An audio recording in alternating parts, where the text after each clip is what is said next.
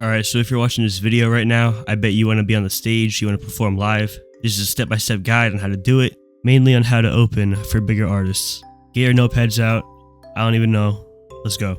Before you even think about trying to perform live, you have to have a presence on social media. It doesn't have to be anything crazy. If you have like 1,000 followers and a couple thousand plays on your songs, you could probably do it. That's kind of obvious, but I felt like I should get it out of the way. If you do have a couple thousand followers, the next step is to pull up to underground shows. That is the #1 way to actually make connections, perform live, and really just propel your career to the next level. And I'm not talking about like going to shows where there's 1,000 people there, 2,000 people there that are still underground. I'm talking about really small shows, probably like 100 people, maybe 200 people. If you become a regular at these shows, people will literally start to recognize you. Like, only with a couple thousand followers, they'll know you as a regular in the underground scene, wherever you live.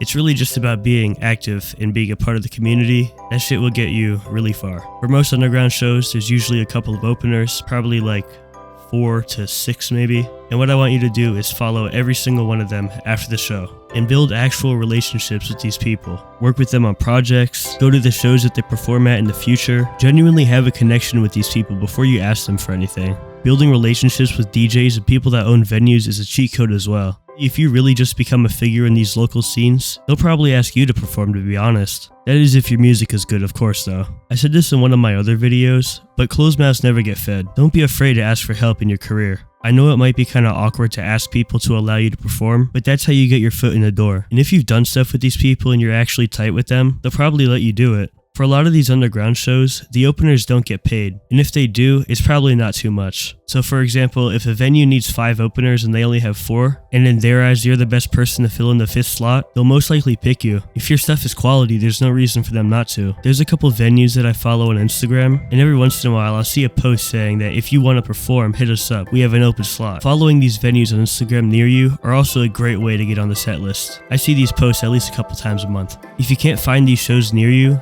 download the app Posh. It's kind of like Tinder for parties and concerts. All you do is you put it in your city, then you start scrolling. For a lot of these events, you'll know just off the flyer if it's something that you should go to. These methods definitely work best if you live in a popular area like Miami or New York City, but I'm going to put you guys on to one more method that will work for everybody, and that is throwing your own show. You might be thinking to yourself, why would I do that? Nobody else throws concerts around me. But that might be a blessing in disguise. It's a lot easier to become the face of the underground in your area than if there was 1,000 other people trying to do the same thing.